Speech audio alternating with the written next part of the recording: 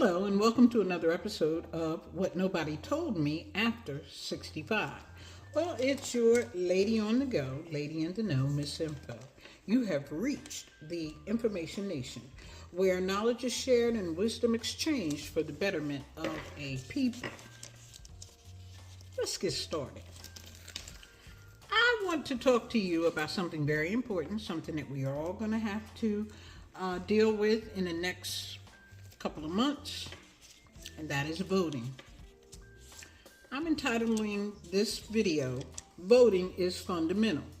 You can stand up or shut up. With the recent turn of events involving the conviction of Donald Trump, I wanted to examine the process for the vote. This will be the most important election of all time. Why?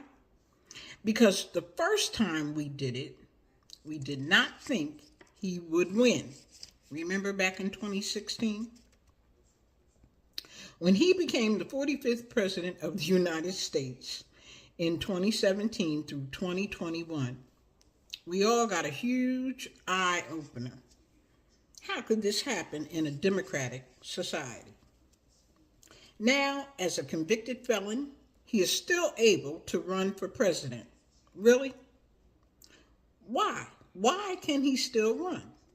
Well, let's look at the process. What are the requirements to run, to become president of the United States? You must be at least 35 years old. You have to be a natural-born citizen, and you have to have lived in the U.S. for at least 14 years.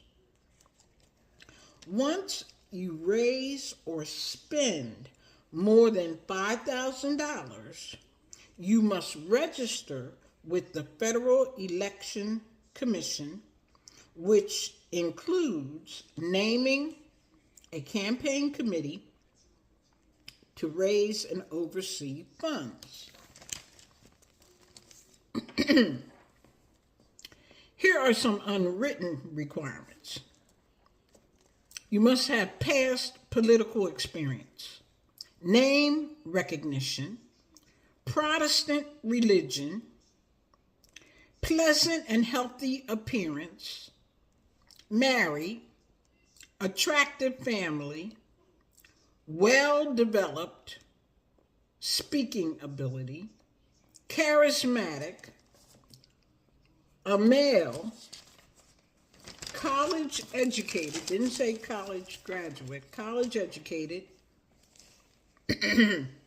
with studies in law or business, and white from a larger state. Those are unwritten. But that is the way it's been running for years. Oh, that's standing up there like too much. Now, how do you become a candidate for your respective party? Well, there are no federal rules. Currently, they must go through a series of primaries and caucuses. A primary is held 6 to 9 months before an election. So those are all done. Caucuses are held at the county district where the candidates are chosen by secret ballot, or they divide themselves into groups, each holding speeches trying to persuade the others to join their group. At the end, the one with the most votes wins. Now, Trump received 2,219 delegates. He is the presumptive candidate for the Republican Party. Biden received 3,664 delegates. He is the candidate for the Democratic Party. I say Trump is presumptive, and they still call him presumptive because he's a convicted felon, and if he gets any jail time, that goes all out the window. Now, once these delegates are selected, they go to the national convention representing their state. But guess what? Every state's rules are different. What you can do in one state doesn't hold water in another state. Delaware, the state I'm from, had no primary election this year because the race was not contested. After Haley dropped out, only Trump remained for the Republicans, and Joe Biden was the sole candidate for the Democratic Party. Now, let's talk about why you would want to be president in the first place. They receive a salary of $400,000 a year with a $50,000 expense allowance.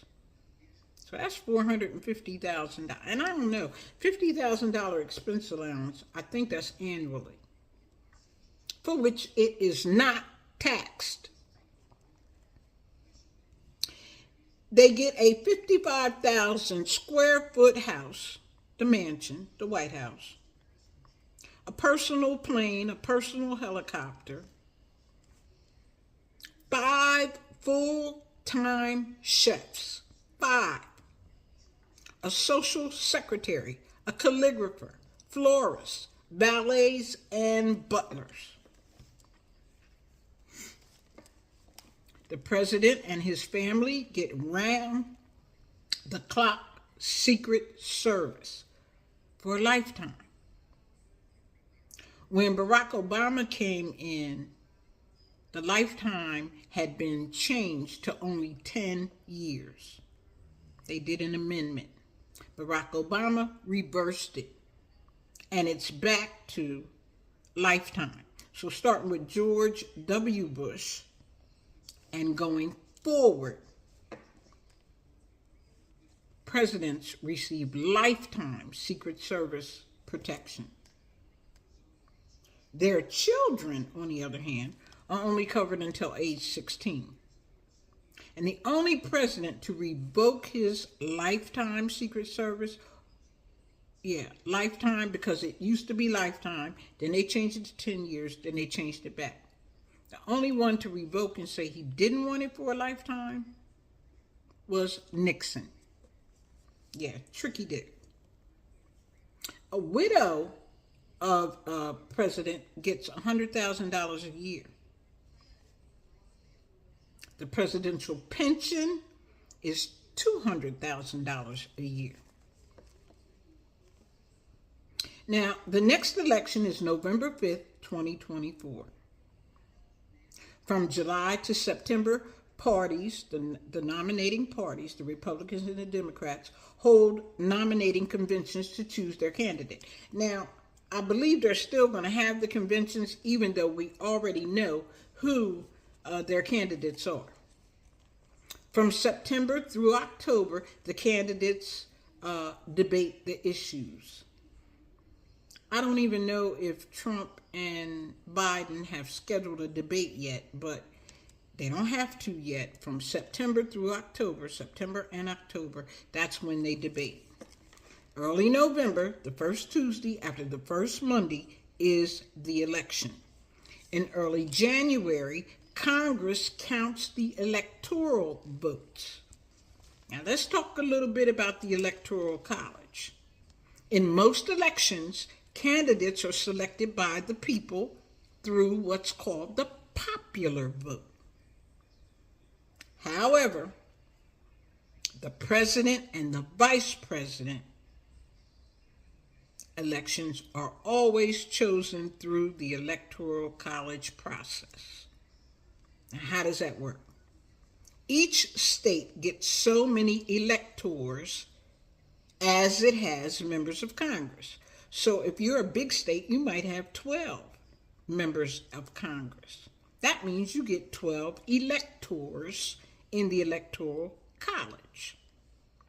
Currently, there are 538 electors.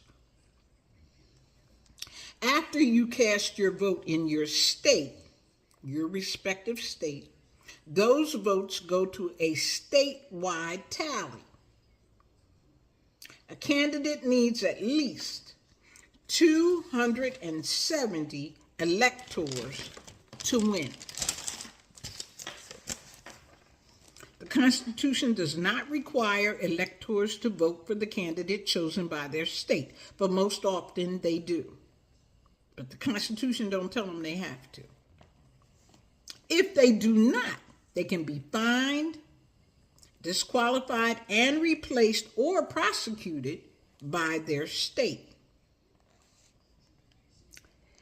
It is possible to win the Electoral College but lose the popular vote. Now, I didn't quite understand that. I would think it would be the other way around, that you could win the popular vote and still not get the electoral votes. And I think I'm right about that. But according to usa.gov, according to usa.gov, they say that it has happened. In 2016 with Donald Trump, he won the Electoral College, but he lost the popular vote. And in 2000, George Bush. And it happened 3 times in the 1800s. And I'm not even going to go into that because it happened. We know what happened with Trump and George Bush, in 2000. And,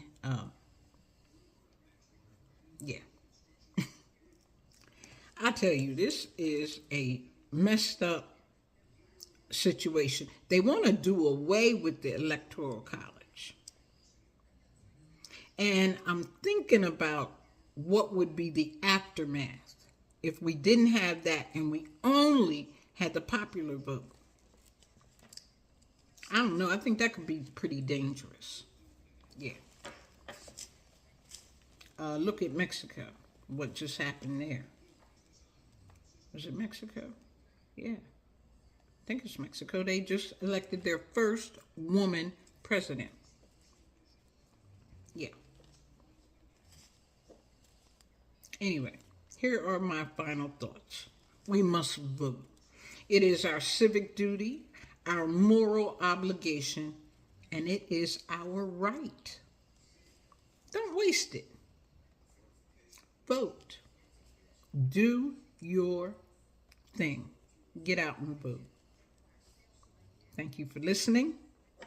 Please share, like, subscribe, hit the notification bell, and remember, you don't know what you don't know. God bless.